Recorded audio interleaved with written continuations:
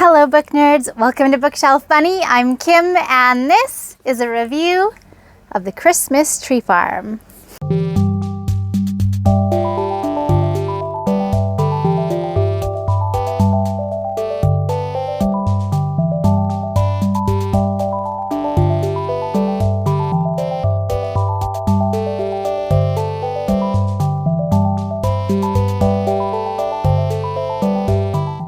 Hey guys, so I recently read Laurie Gilmore's third book in the Dream Harbor series, and honestly I think this is my favorite one so far. It was filled with so many cozy vibes, and one of the early things that got me hooked on this story was during one of the crazy town hall meetings, they had a vote on whether or not Die Hard was a Christmas movie.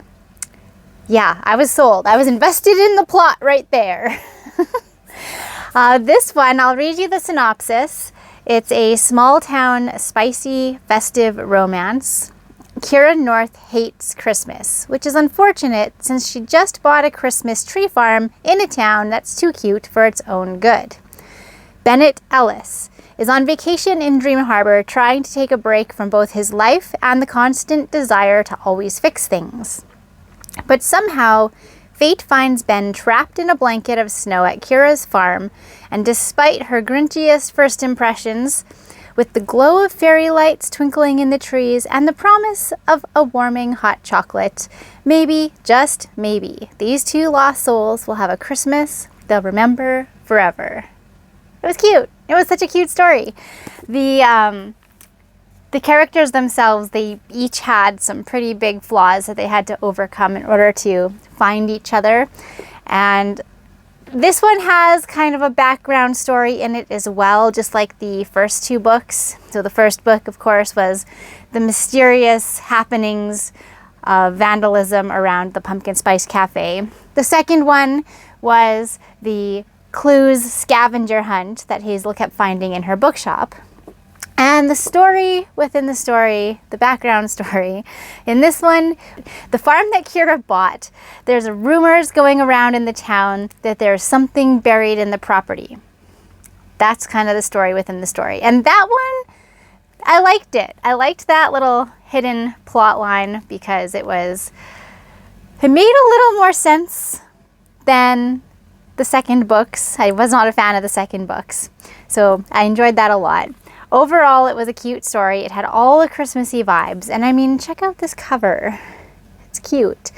And I think one of my favorite things was that our guy character, Bennett, has dogs and he's obsessed. And Kira is also obsessed with dogs. Our first impression of Kira is this grinchy, grumpy, cold girl. When in reality, she's just trying to do things on her own. She's used to being spoiled, rich kid, and she wants to strike it out on her own and prove to herself that she can do it. And one of the first impressions we have of her is this crabby lady, but then almost immediately she is all goo-goo-eyed for this guy's dogs. So that tells you underneath she's not so crabby.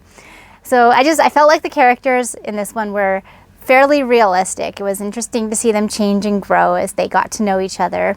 And again, the Christmassy vibes, how do you go wrong? This one was filled with that.